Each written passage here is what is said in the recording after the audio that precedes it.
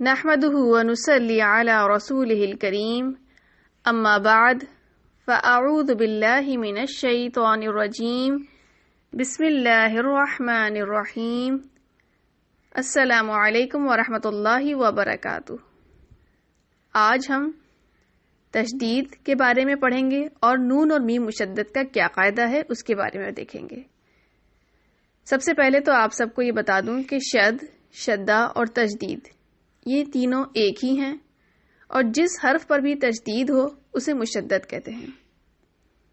تشدید والا حرف 2 مرتبہ پڑھا جاتا ہے، ایک مرتبہ اپنے پہلے والے حرف سے مل کر، جبکہ دوسری مرتبہ اپنی حرکت کے ساتھ، لیکن درمیان میں آواز نہ ٹوٹے۔ اس کے پڑھنے کا طریقہ یہ ہے کہ سختی کے ساتھ ذرا رک کر، تاکہ معلوم ہو کہ یہاں پر 2 لفظ ہیں، جیسے صدق، کذب۔ تشدید، شد اور شدہ جب ایک ہی حرف 2 بار آ رہا ہو، جس میں سے پہلا حرف ساکن ہو اور دوسرا والا حرف متحرک ہو، تو ساکن حرف کی جگہ پہ تشدید لکھ دی جاتی ہے۔ اس کو آپ اس طرح بھی سمجھ سکتی ہیں، سین نون زیر سن، نون زبر نا۔ اسے ملائیں گے جب، تو نون کے اوپر ساکن کی حرکت یعنی کہ جزم نہیں لکھا جائے گا، بلکہ تشدید ڈال کے اور اگلے والے حرف کی حرکت لکھ دی جائے گی، سن سن۔ اور اس کے پڑھنے کا طریقہ یہی ہے کہ یہاں پر تھوڑی دیر رکا جاتا ہے تاکہ پتہ چلے کہ یہاں پر 2 لفظ ہیں، جیسے حمزہ نون زیر ان، نون زبر نا، ان، خا فا زبر خف، فا تا زبر فت۔ اب ایک فا ساکن ہے اور دوسرا فا متحرک ہے، یعنی اس پہ زبر ہے۔ جب اس پہ فتح ہے، زبر ہے، تو لہٰذا ساکن کی جگہ پہ ہم تشدید لکھ دیں گے اور اوپر زبر لگا دیں گے، خفت۔ تو اس طریقے سے تشدید آ جاتی ہے۔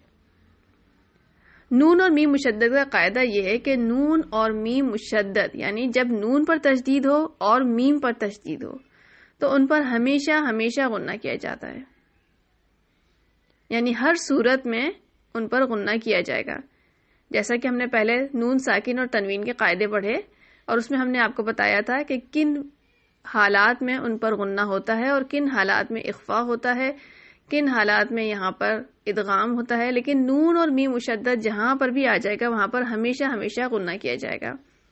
غنہ یعنی آواز کو تھوڑی دیر تک ناک میں رکھ کے گھمایا جاتا ہے۔ غنے کی مقدار 1 الف کے برابر ہی ہوگی۔ مثلاً بسم اللہ الرحمن الرحیم، اِمَّا يَبْلُغَنَّ عِندَكَ الْكِبَرَ أَحَدُهُمَا۔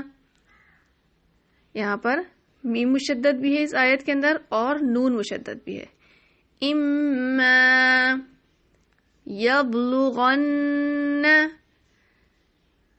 امید ہے کہ آپ کو اس مثال سے بات اچھی طرح سے سمجھ میں آ گئی ہوگی کہ نون اور میم مشدد پر ہمیشہ ہمیشہ غنہ کیا جاتا ہے۔